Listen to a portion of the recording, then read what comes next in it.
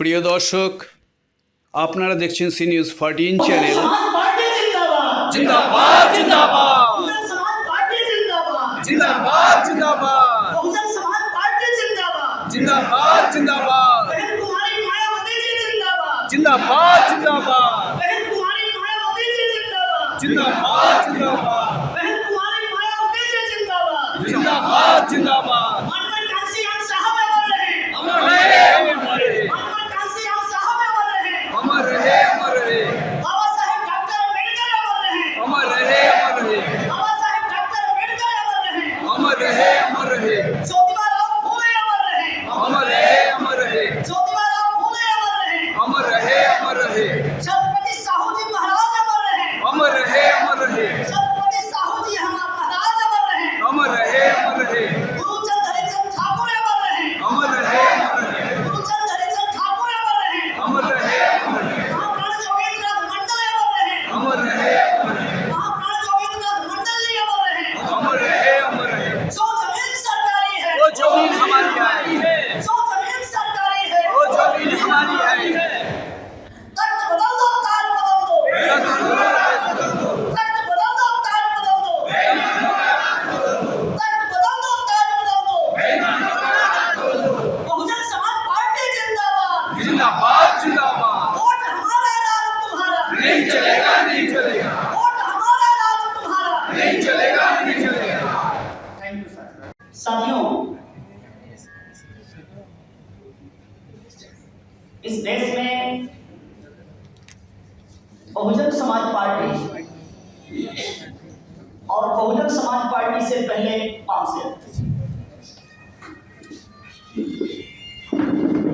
हमारा जो आंदोलन है, हमारा जो मूवमेंट है,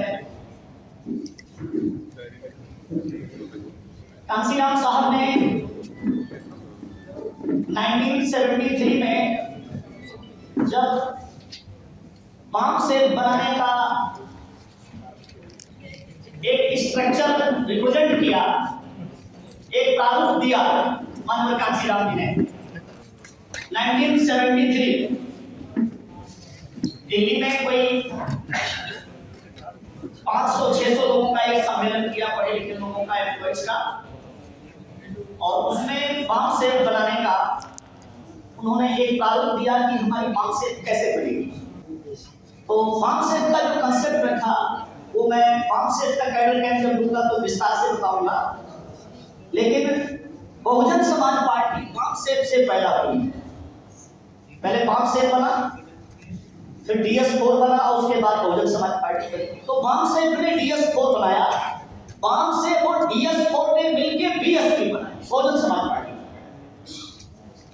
तो इसलिए मैं भूमिका के रूप में थोड़ी बात पामसेल की करता हूं और फिर मैं अपने टॉपिक पे आता हूं। तो पामसेल का जो कंसेप्ट रखा, तो उसमें कांसीराम साहब ने कहा कि हमारी जो पामसेल है वो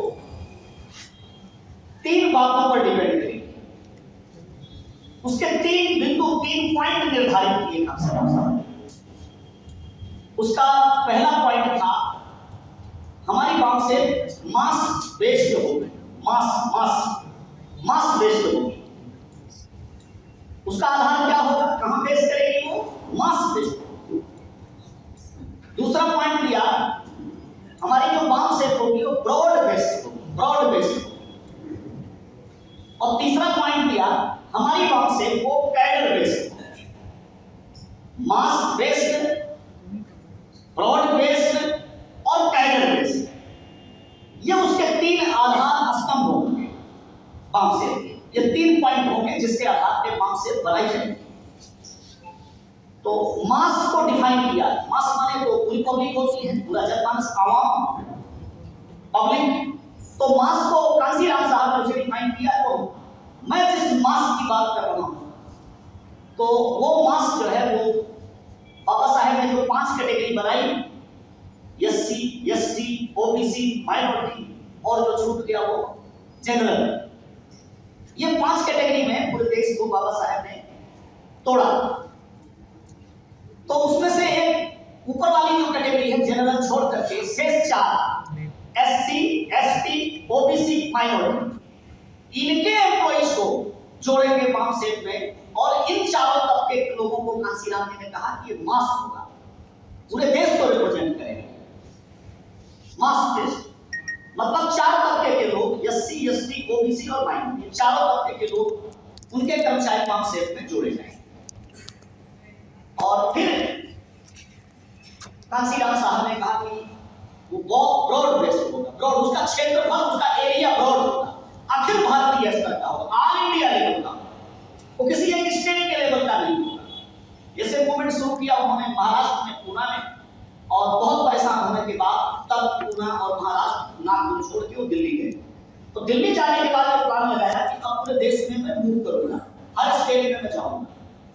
तो उन्होंने कहा कि वो जो है हमारा जो पंप सेट होगा वो ब्रॉड बेस्ड होगा, ऑल इंडिया लेवल का होगा, किसी एक स्टेट या एक डिस्ट्रिक्ट लेवल का नहीं। हमारी जो प्रॉब्लम्स हैं वो ऑल इंडिया लेवल में, या कॉन्स्टिट्यूशन में जो प्रावधान किए गए हैं हमारे लिए वो पूरे देश में लागू करने के लिए प्रावधान किया गया है, वो पर्टिकुलर किसी एक स्टेट या किसी कमिश्नरी लेवल पे, किसी डिस्ट्रिक्ट लेवल पे नहीं।